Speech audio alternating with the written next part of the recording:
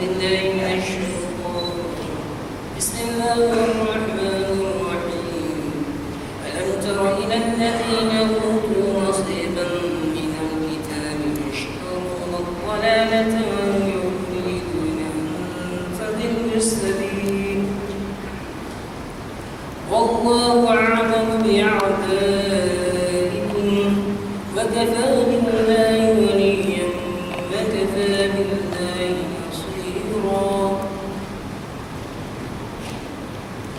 من الذين يحرفون الكلم عن مواضعه ويقولون سمعنا وعصينا واسمع غير مسمع وراعنا ليا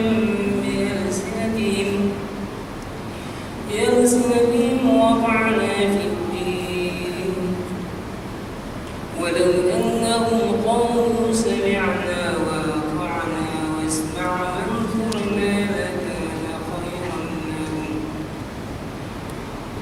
وانظرنا لكان خيرا لهم وأقوم ولكن لعنهم الله بكفرهم فلا يؤمنون إلا قليلا.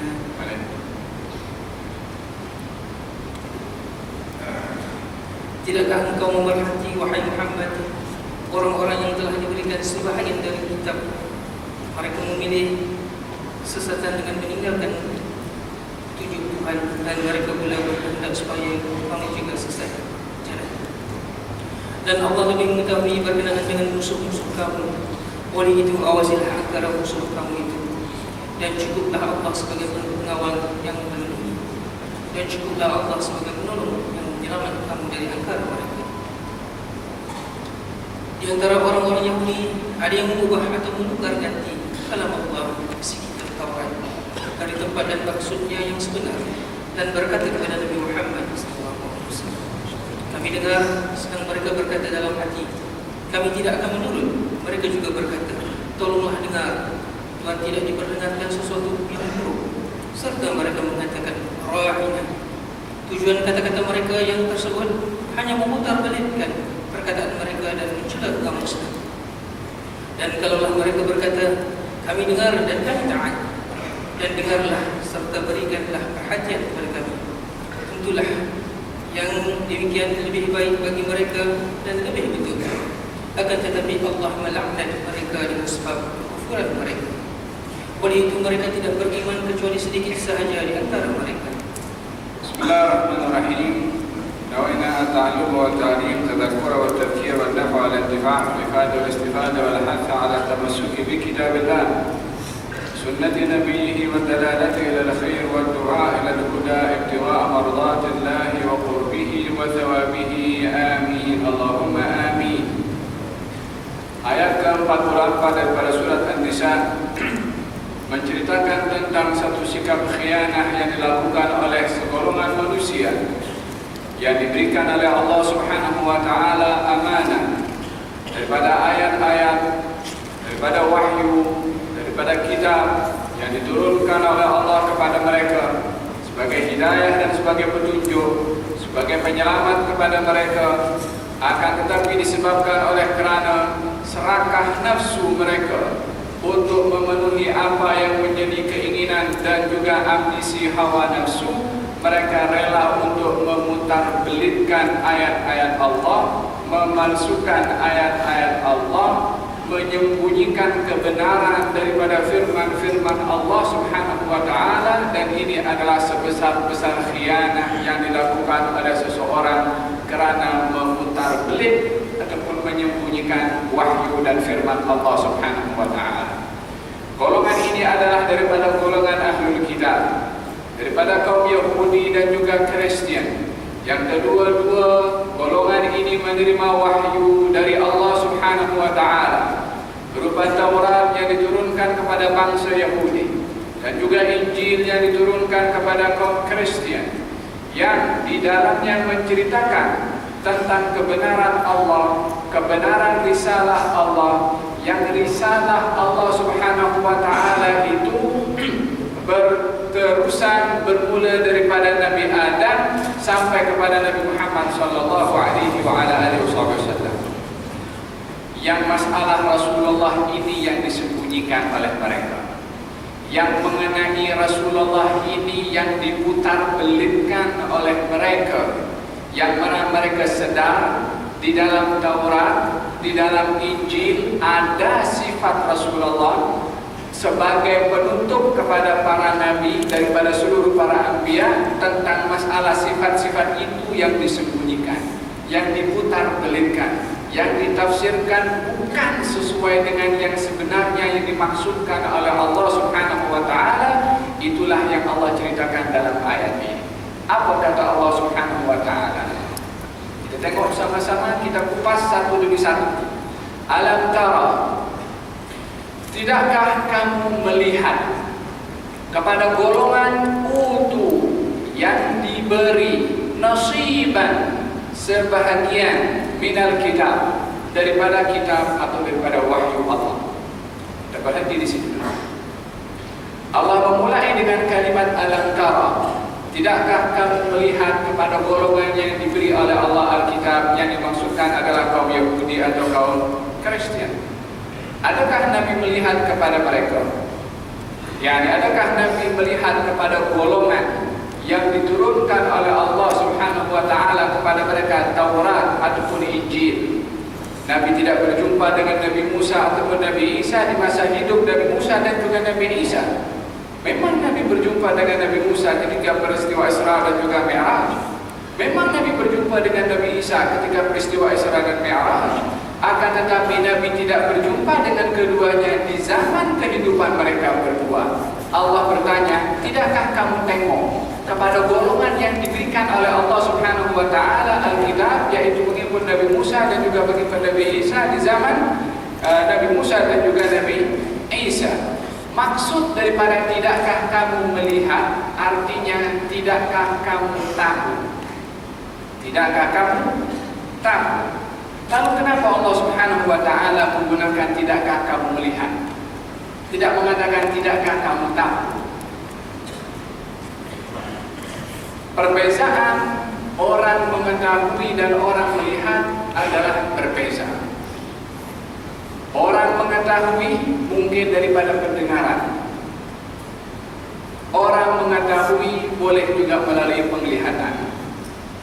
Perbezaan orang mengetahui melalui pendengaran dan juga melalui penglihatan akan lebih nampak kebenaran dan kenyataannya bila mana melihat dengan mata sendiri berbandingkan kepada apa yang didengar. Kalau orang beritahu kepada saya, di luar sana ada ramai kereta, saya dengar. Tapi boleh saya percaya atau boleh saya tidak percaya bergantung kepada fiqah orang yang bagi tahu kepada saya itu betul atau tidak, itu berita. Tapi kalau saya pergi keluar, nampak kereta parking ramai. Dalam hal ini orang tak bagi tahu pun juga saya nampak dengan mata sendiri. Mata tidak boleh ditipu daripada apa yang disaksikan. Artinya berita yang didapat melalui penglihatan lebih akurat, lebih jelas, lebih benar berbandingkan kepada berita yang didengar. Allah menyatakan dalam ayat ini, tidakkah kamu melihat, walaupun Nabi tidak melihat, walaupun Nabi tidak hidup di zaman Nabi Musa dan juga Nabi Isa, tapi Allah menyatakan tidakkah kamu melihat, artinya yang aku nak bagi tahu kepada kamu tentang apa yang berlaku di zaman itu, walaupun kamu tidak tengok, seakan-akan kamu tengok karena aku yang bagi tahu kepada kamu. Yani jangan ada ragu, walaupun kamu tidak sezaman dengan mereka, walaupun kamu tidak tahu bagaimana aku turunkan wahyu kepada Nabi Musa atau Nabi Isa, walaupun kamu tidak tahu daripada awal wahyu sampai akhir wahyu daripada Taurat dan Injil, aku bagi tahu kepada kamu seakan-akan kamu tengok bagaimana aku turunkan kepada mereka. Jangan ada ragu. Artinya ayat ini mengajak kepada kita bahwasanya apa yang Allah firmankan dalam Quranul Karim, jangan ada sedikit keraguan-raguan apa saja, walaupun kita tidak boleh menerima karena otak kita belum lagi menyerap makna yang Allah maksudkan di dalam Al-Quranul Karim. Ketahuilah bahwasanya yang dikatakan oleh Allah adalah benar. Kita punya otak yang belum paham, tapi meragu-ragukan ayat-ayat Al-Quranul Karim dengan dasar kita tidak memahaminya atau tidak sesuai atau tidak relevan dengan zaman, maka dalam hal ini timbangan tidak relevan yang kita lihat salah berbandingkan kepada Allah beritahu bahwasanya Quran itu adalah ayat-ayat benar. Ingat, ayat ini menyentuh kepada kita umat Islam dengan menarik perhatian daripada kita semua untuk menerima apa yang Allah firmankan seakan-akan ianya dan memang ianya nyata dan benar walaupun kita tidak dapat memahaminya dengan sebenarnya. Karena Nabi ketika dipersoalkan difirmankan oleh Allah, alam tara, tidakkah kamu melihat, walaupun Nabi tidak lihat, artinya kamu seakan-akan melihat kepada apa yang aku beritahu walaupun kamu tidak lihat. Terimalah yang datang daripada aku seakan-akan ia adalah nyata di hadapan mata engkau. Ini sikap seorang yang beriman bila mana membaca Al-Quranul Karim yang ayat-ayatnya adalah menyentuh tentang perkara yang sudah dan sedang dan yang akan berlaku. Semuanya adalah nyata dan benar, termasuk juga perkara yang berlaku di hari kiamat yang kita tidak nampak, yang kita tidak tengok, yang kita tidak tahu akan terjadi atau tidak itu bila kejadiannya, tapi kita beriman dan yakin kalau apa yang Allah beritahu dalam Quran termasuk perkara-perkara yang adalah benar. Timbangan adalah benar, neraka adalah benar, syurga adalah benar, sirat adalah benar. Semuanya perkara yang gaib adalah benar walaupun kita tidak melihat. Seakan-akan kita melihatnya karena yang memberitahu kepada kita adalah yang menciptakan segala sesuatu. Alam tara ilal ladzina utu nasiban. Tidakkah kamu melihat kepada orang yang diberi? Bila mana diberi ada yang memberi. Orang yang diberi hanya menerima, dan orang yang menerima itu sesuai dengan kehendak yang memberi mesti menjaga barang yang diterima. Allah Subhanahu wa taala ketika memberikan Al-Quran bukan untuk kita mempermainkan Al-Quranul Karim dengan penafsiran ikut kita punya suka. Seperti mana Allah turunkan Taurat dan juga Injil kepada kaum Yahudi ataupun kaum Kristen adalah bukan hak mereka untuk memutar-belitkan apa yang Allah firmankan dengan dasar ini aku punya. Berbeza orang itu diberi untuk dipergunakan ikut suka hati dengan orang diberi untuk menjaga itu pemberian. Kalau seseorang itu diberikan kereta daripada office untuk dipergunakan dia pergi ke kerja, maka dia tidak boleh menjual ini kereta walaupun dia berhak untuk pakai pergi ke office dan balik ataupun pergi ke tempat yang lain. Tapi dia tak ada hak untuk nak jual. Ini office bagi kepada aku, nah office bagi tapi untuk kegunaan keperluan office, bukan untuk dijual ataupun untuk racing ataupun untuk ditukar dengan kereta lain. Allah ketika memberi Al-Quranul Karim, ketika memberi At-Taurat, ketika memberi Al-Injil adalah untuk dijaga sebagai panduan, bukan untuk diputar-belitkan seperti mana dilakukan oleh kaum Yahudi dan Kristen. Maka dengan ayat ini, tidakkah kamu melihat kepada orang yang diberi supaya ingat bahwasanya mereka hanya penerima daripada yang Maha Memberi, yaitu Allah Subhanahu wa taala. Maka tiada sesiapa pun yang berhak untuk mengubah makna yang tersimpan daripada ayat-ayat yang diberikan oleh Allah Subhanahu wa taala. Bergantung kepada yang memberi, bergantung kepada amanah yang diletakkan kepada barang yang diberi. Si penerima mesti memuliakan barang yang diterima itu karena yang memberi adalah yang Maha Kuasa dan juga menjaga kelestarian daripada barang yang diberi tersebut. Semakin kita melihat kepada orang yang memberi itu adalah agung dan besar di sisi kita, maka kita akan menjaga pemberian ini karena melihat besarnya orang yang memberi mengamanahkan kepada kita. Dan bergantung kepada yang diberi itu sejauh mana kemuliaannya, maka sejauh itu kita akan menjaga barang pemberian itu. Kalau seseorang diberikan amanah menjaga permata intan yang berkilau, dia tidak mungkin letak di dapur. Dia akan letak di lemari besi kunci. Semakin barang itu berharga, dia semakin dijaga dengan betul-betul barang tersebut. Yang memberi adalah Allah, barang yang diberi adalah Alkitab yang menjadi penyelamat kepada mereka untuk sampai di akhirat nanti, maka yang menerima itu mesti melihat keagungan yang memberi dan juga menjaga barang yang diberi, yaitu wahyu Allah Subhanahu wa taala kepada mereka. Akan tetapi mereka itu hilangkan amanah tersebut dan berkhianat kepada Allah, kepada kitab ataupun wahyu yang Allah turunkan kepada mereka. Alam tara ilal ladzina utu nasiban, diberi sebahagian. Macam mana diberi sebahagian sementara mereka diberikan oleh Allah Subhanahu wa taala Taurat dan Injil lengkap daripada awal sampai akhirnya? Karena mereka banyak melupakan banyak daripada ayat-ayat Taurat dan juga ayat-ayat Injil. Wa nasu haddam mimma dzukiru bih. Mereka itu melupakan haddan, sebahagian daripada apa yang diperingatkan kepada mereka. Yakni karena sebahagian dilupakan, yang sebahagian diingat itu pun juga tidak dijaga oleh mereka. Maka disebutkan sebahagian dalam ayat ini karena mereka banyak melupakan daripada ayat-ayat yang lainnya dalam Taurat dan juga di dalam Al-Injil. Maka ayat ini juga menyentuh bahwasanya Al-Quranul Karim atau ayat-ayat Allah yang lainnya dalam Taurat dan Injil, walaupun ianya terbilang 30 juzuk daripada awal sampai akhirnya adalah merupakan satu ikatan rapi dan juga merupakan saling berkait satu dengan yang lain dan tidak boleh dipisahkan satu dengan yang lain. Tidak boleh untuk mengatakan beriman kepada sebahagian kitab, kufur kepada sebahagian ayat, kufur kepada ayat yang lain. Ayat Al-Quran walaupun 30 juzuk daripada awal sampai akhir adalah satu yang tidak boleh dipisahkan satu dengan yang lainnya. Maka dalam hal ini Allah menyentuh tentang bagaimana sikap mereka yang melupakan sebahagian daripada ayat-ayat Allah Subhanahu wa taala, diingatkan agar supaya kita jangan melupakan Al-Quranul Karim. Tidak melupakan Al-Quran bukan hanya kepada mereka yang sudah hafal tak boleh lupa. Memang yang sudah hafal lagi ditekankan tak boleh lupa.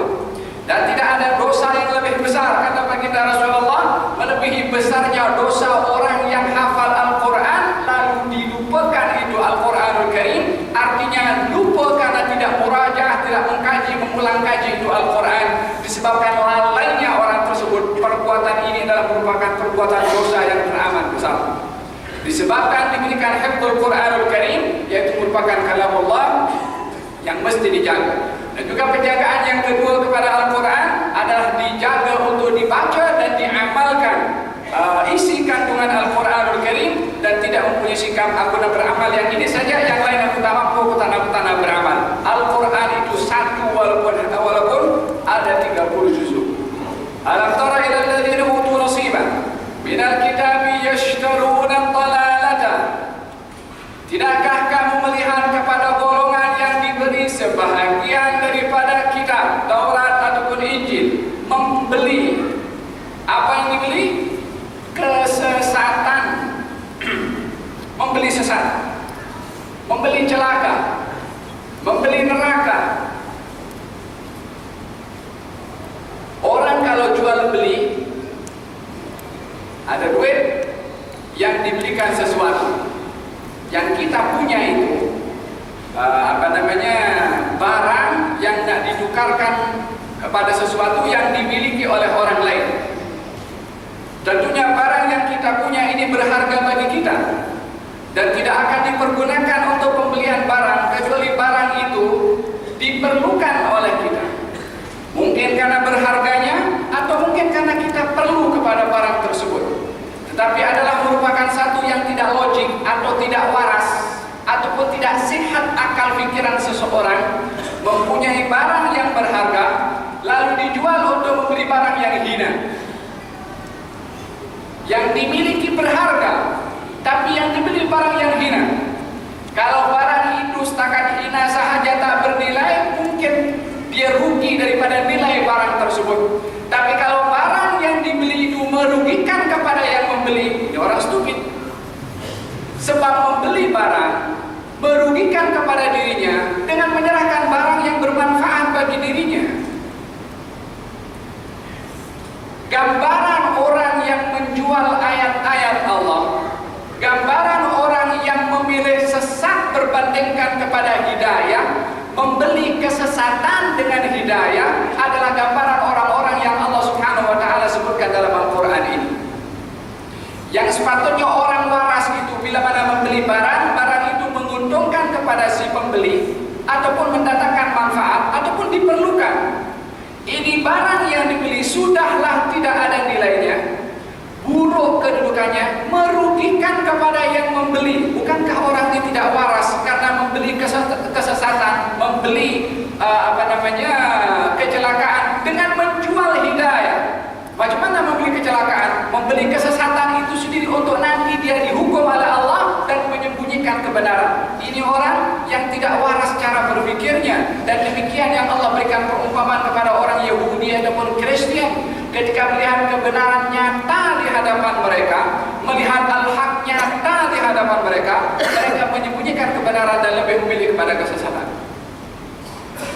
Dan dalam hal ini Allah Subhanahu wa ta'ala menegur kepada golongan yang mendahulukan kehendak daripada hawa nafsu untuk membeli kesesatan, menjual hidayah, agar supaya kita tidak mempunyai perangai seperti itu, menjual kebaikan untuk mendapatkan keburukan, menjual hidayah untuk mendapatkan kesesatan, waliyadzubillah. Maka Allah Subhanahu wa ta'ala menggambarkan bagaimana hinanya mereka dalam jual beli mereka karena membeli keburukan yang merugikan kepada mereka di dunia dan juga di akhirat dengan menjual hidayah yang Allah bagi kepada mereka. Apakah hidayah yang Allah bagi kepada mereka? Mereka ada kitab, mereka ada Taurat, mereka ada Injil yang di dalamnya diceritakan tentang sifat Rasulullah Shallallahu Alaihi Wasallam. Tak apa, ini yang Rasulullah hapus, tak payah bagi tahu. Yang lain oke bagi tahu. Bukankah menyembunyikan kebenaran itu adalah merupakan satu dosa besar? Bukankah baginda bersabda dalam hadis, orang yang menyembunyikan kebenaran akan diletakkan pada mulutnya bilijamin minan nar, yakni lijam tahu itu besi yang diletakkan pada mulut kuda, itu namanya lijam. Orang yang menyembunyikan kebenaran akan diletakkan nanti di hari kiamat dengan lijam, tapi terbuat daripada api neraka, waliyadzubillah, karena menyembunyikan kebenaran. Mereka kaum Yahudi dan kaum Kristen ketika menyadari dan melihat akan kebenaran Rasulullah yang nyata di hadapan mereka, mereka kenal itu Nabi Muhammad Sallallahu Alaihi Wasallam. Mereka tahu persis sampai digambarkan mereka itu kenal kepada Rasulullah lebih daripada kenalnya mereka kepada anak mereka sendiri. Macam mana Abdullah bin Salam ditanya oleh Sayyidina Umar bin Khattab, macam mana kamu kenal kepada Rasulullah? Kalau kami kenal kepada Rasulullah lebih daripada kenalnya kami kepada anak kami sendiri. Sebab Rasulullah yang bagi tahu sifatnya Allah, dan Allah tidak mungkin berdusta. Adapun anak saya yang lahir daripada istri, mungkin dia di belakang dia main dengan orang lain, saya tak tahu. Dan dikatakan itu dinisbahkan kepada saya. Kata Abdullah ibn Salam, saya kenal Rasulullah lebih daripada kenalnya saya kepada anak saya sendiri. Artinya sifat Nabi Muhammad di dalam Taurat dan juga di dalam Injil jelas, sehingga An-Najasyi ketika Najasyi tak jumpa dengan baginda Rasulullah, dibacakan ayat-ayat yang diturunkan kepada Rasulullah oleh Ja'far bin Abi Thalib, beriman kepada Nabi Muhammad walaupun tak nampak, walaupun tak jumpa dengan Nabi Muhammad Sallallahu Alaihi Wasallam. Buhairah Ar-Rahib dalam perjalanan Rasulullah ketika dibawa oleh Abu Talib untuk berniaga dalam usianya 8 tahun dibawa untuk berniaga oleh Abu Talib, jumpa dengan Buhairah, seorang padri Kristen yang melihat kepada Rasulullah, usianya masih kanak-kanak waktu itu. Kata Buhairah mengatakan, siapa ayah kepada budak ini? Abu Talib mengatakan, saya ayahnya. Buhairah mengatakan, tidak mungkin budak ini punya ayah. Kata Abu Talib mengatakan, ya, ini adalah anak saudara saya. Kemudian, bolehkah kamu mendekat dan aku ingin cam lagi sekali lagi? Nabi mendekat kepada Buhairah, diperhatikan seluruh. Ini belum diangkat menjadi Nabi lagi, belum wahyu turun, masih kanak-kanak. Buhairah sudah tahu kalau ini adalah seorang Nabi. Bukankah apa yang diketahui oleh Buhairah daripada wahyu Allah kepada kaum Kristen tentang sifat Nabi Muhammad SAW, sehingga Buhairah mengatakan, kamu bawa balik orang ini, kalau tidak nanti dijumpai oleh orang Yahudi yang akan dibunuh orang ini oleh Yahudi. Buhairah kenal kepada Rasulullah saat usianya masih kanak-kanak. Bahkan dalam At-Taurah juga disebutkan, dalam Al-Quranul Karim juga diceritakan tentang bagaimana Allah Subhanahu wa ta'ala mengambil janji dan sumpah daripada para anbiya dan juga para rasul untuk beriman kepada Nabi Muhammad sallallahu alaihi wasallam. Di dalam sirah diceritakan bagaimana kaum Yahudi dahulu yang hidup di kota Madinah bila mana berperang melawan orang-orang Arab, Aus dan Khazraj. Kalau berperang dengan Yahudi, Yahudi mengatakan kami sedang menunggu kedatangan Nabi akhir zaman yang kalau datang yang kalau datang kami akan beriman kepada Nabi tersebut dan kami akan berperang bersama dengan Nabi itu memerangi kepada kamu bagaimana peperangan kaum Iran dan kaum Ad. Kaum Iran dan kaum Ad yang pernah kaum sebelum Nabi Muhammad SAW, kaum Nabi Hud. Dan mereka sudah menjadikan slogan. Kaum Yahudi mengatakan kalau datang Nabi yang kami nanti, kami akan bersama dengan Nabi tersebut untuk memerangi kepada kamu. Itu orang Arab, Aus dan Khazraj sudah sentiasa dengar Nabi. Siapa yang beritahu? Kaum Yahudi. Yang pada akhirnya yang beriman siapa? Aus dan Khazraj. Siapakah yang menjadi penyebab berimannya Aus dan Khazraj? Yahudi. Jangan disangka bahwasanya orang-orang yang kejam, yang zalim, yang kufur kepada Allah, ianya berjaya untuk berbuat zalim kepada Allah atau kepada hamba Allah. Tidak. Mereka akan berkhidmat kepada Allah Subhanahu wa taala dengan kezaliman mereka. Mereka akan berkhidmat untuk membawa manusia kepada kebenaran dengan kekufuran mereka. Siapakah yang membela Nabi Musa alaihissalam di rumah Firaun? Firaun sendiri. Dibantai semua anak bayi laki-laki yang lahir daripada kalangan Bani Israel. Ternyata orang yang menjadi sebab runtuhnya kerajaan Firaun, orang yang hidup di dalam rumah Firaun. Orang yang menjadi sebab bangsa Arab yang datang daripada luar Mekah beriman kepada Rasulullah, yang menjadi sebab adalah orang yang amat benci kepada Rasulullah, Abu Jahal. Duduk di pintu Mekah situ, bila mana tiba musim haji, setiap rombongan yang datang daripada luar diberitahu, di dalam sana ada orang tidak waras, namanya Muhammad. Kalau dia cakap apa-apa jangan kamu dengar. Dia beritahu, begitu tak waras, orang yang datang ingin tahu yang mana orang dikatakan tak waras. Jumpa dengan Nabi, dengar, beriman kepada Nabi SAW. Siapa yang beritahu? Abu Jahal. Demikian di dalam sunnatullah dalam al-kaun dalam dunia ini, orang yang zalim, orang yang kufur boleh menjadi sebab hidayah kepada orang lain walaupun mereka berusaha untuk menguburkan kebenaran, pada hakikatnya mereka berkhidmat kepada kebenaran. Bukan maksudnya membela kepada mereka, bukan, tapi mereka adalah dihina oleh Allah dengan kekufuran mereka. Hakikatnya kebenaran tetap akan terangkat walaupun mereka tidak suka kebenaran terangkat. Faham tu? Ini sifat Rasulullah sallallahu alaihi wasallam dalam Taurat ataupun juga di dalam Al-Injil. Waraqah bin Nawfal berjumpa dengan Nabi SAW setelah mendapatkan wahyu, terus beriman kepada Rasulullah. Sebab semuanya tahu, orang yang ahli dalam Taurat dan Injil tahu kalau Nabi Muhammad adalah Nabi penutup kepada seluruh para anbiya. Akan tetapi oleh kerana kedegilan dan juga rakus mereka dan juga kecemburuan serta hasad dengki mereka, karena Nabi diutus oleh Allah menjadi Nabi daripada bangsa Arab, bukan daripada bangsa mereka, yakni Bani Israel, maka mereka enggan untuk beriman kepada Nabi Muhammad SAW. Macam mana mereka untuk menyembunyikan kebenaran yang mereka tahu? Mereka palsukan ayat-ayatnya, mereka ubah, mereka tahrif, mereka tafsirkan bukan dengan sesuai yang dimaksudkan oleh Allah untuk mengelirukan orang lain. Mereka bukan hanya tidak beriman kepada Rasulullah, tapi mereka tidak mahu orang lain beriman kepada Nabi Muhammad SAW. Adalah ringan bagi seseorang bila mana berbuat jahat untuk dirinya sendiri, dia yang tanggung. Tapi bila mana dia berbuat jahat dan ingin orang lain sama berbuat jahat macam dirinya, ini adalah problem. Sebab orang yang berbuat jahat, orang yang bermaksiat, orang yang zalim, dia akan merasa hina dirinya bila mana berhadapan dengan